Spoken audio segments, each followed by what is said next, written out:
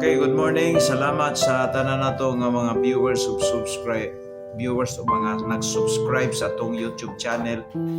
Bisan pa sa atong account sa Facebook. Kumusta ang nagkalain-lain nga mga followers? Kumusta once again? This is your friend Pastor Robin Iramis, Pastor of Temple Heights Baptist Church. Diri sa ato ang lugar sa Northern Mindanao.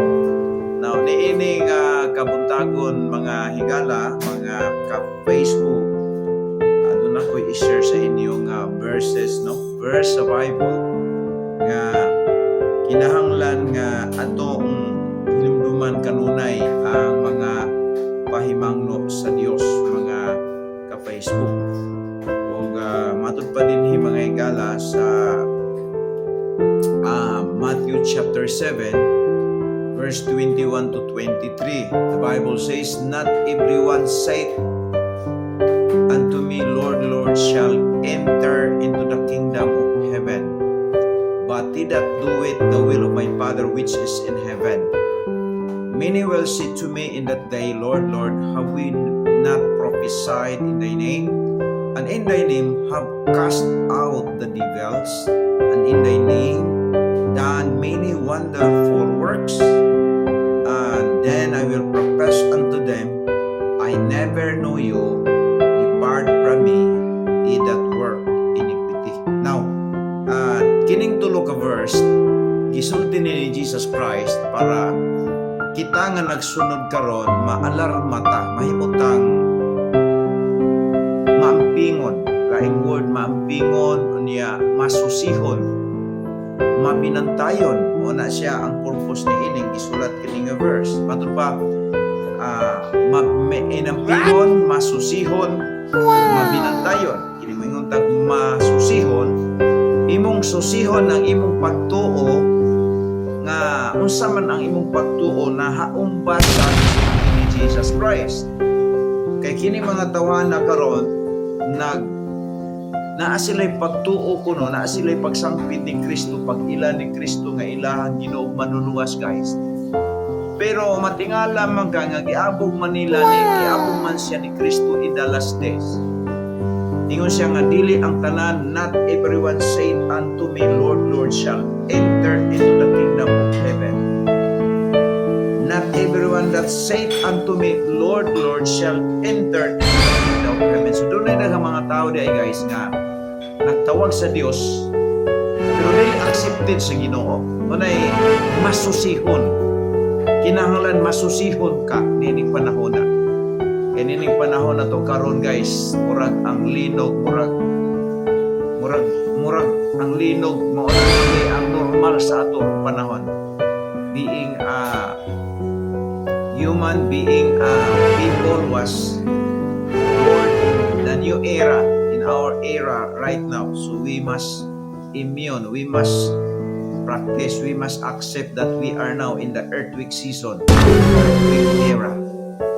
So kinahanglan masusihon nimo imong kaugalingon kanang imong pagtuo sa Dios ba kini nakahaom ba sa iya. Kay kung dili na abugon nagyapon ka sa Dios, gitawag first character is we need to examine our faith in the Lord.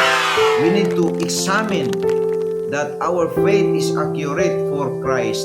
One, accurate for Christ's faith. Mamana ang kinanglan din accurate ba sa gusto ni Kristo. Anya, ikaduha is many will say to me, kini na pod mainampingon ta din because daghan kay nagtawag sa Ginoo, guys. Pero daghan nagtawag sa Dios. Panahon sa linog, tanang tao nagtawag yun og Diyos. Nagtawag og Diyos, but kung wala na linog, magtawag na po siya siyawa, guys. Ingon sa prophesied in thy name, ay in the name of cast out the devil. Grabe ni mga tawanan, guys. Ako, guys, mayroon pa na ako, mutala ka na, ikaw pastor, basi kapil ka drin. Mga guys, may ingon joke ko na, di ko apil drin. I'm very sure because we know that I'm saved through faith. I trusting the Lord all my heart. What in Jesus Christ is enough. My seed was inherited from the other. The original our Father, right? diha raman maputol ang tunglo kung dawat ka ni Jesus Christ as a Savior. Kung naghimo man kung maayo, kung nagbutog maayo, that is a reflection ka na guys sa ako ang back-o relasyon sa kung makitatawa ni mga tawanan, naghimo silang maayo, pero ang ilang kinaugalingon nga kaayuhan, ilang kaugalingon nga effort, abi nila nga pinagi sila may binuhatan, maluwas sila, abi nila nga makasulod sila lang ito kay ang ilang may binuhatan, ang ilang isaligan. Instead si Jesus Christ ang saligan, ilang i-present dito ni Jesus Christ ang ilang may binuhatan, ang ilang pagkabuutan, ang ilang pagwali, ang pag-ayo mga masakiton, ang pagpanambal nila, ang pagkitag mga milagro, pag-abog sa yawa. But you know guys, dili ka na maoy paagi sa kaluwasan. Wrong approach kini mga tawhana. Si Jesus ang ilang katubang gipanghambog nila, ang ilang may binuhatan, i-insultuhan nila si Jesus Christ during this time guys. O sa gibuhat ni Jesus Christ, si kini mga tawana wala gud mo dawat ni Jesus Christ na maluluwas. Ila nung ipanghambog ang ilang may binuhatan. But you know guys, kung sa gisulti ni Jesus Christ in verse number 23, siya, I never know you, depart from me that work iniquity. Dili nila Diyos si Kristo guys, kung dili ang ilang Diyos ang ilang may binuhatan. Kung kung ikaw nagsaligas sa may binuhatan karon, hubuan na pagkanga na ukasa na nga pagtuo nga maluwas ka sa imong reliyon, maluwas ka sa imong kagalingon. Kay kung di na nimo biyaan guys, subo palandungon mo yung guni mong banday, apil iganing abugon ni Kristo. Kay si Kristo giinsultuhan ani mga tawhana. Instead si Jesus Christ ang saligan, ilang gisaligan ang ilang pagwali, ang ilang may binuhatan, ang ilang bisan unsa na lang nga gilitok ani mga tawanan mo na nga nasuko si Kristo sa ila. Kay dili si Kristo ang ilang Dios, kundi ang ilang kaugalingon guys. Inatunta nga masabta na to ni. Kay kung di ka kasabot ni ina niya, maabtan ka sa kamatayon, absolutely guys, klaro kay impyerno. Apil ka, di ka maabtan aning panahon na, di ka matayin ni mo karon, impyerno juga.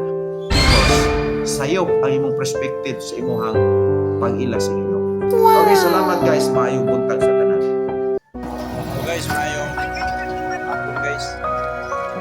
Manang servisyo sa Ginoo guys. Hindi namin.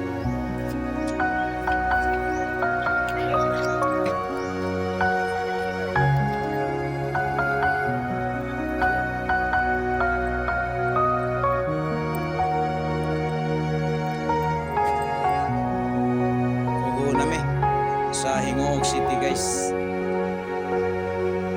from Nunuan, Anakan,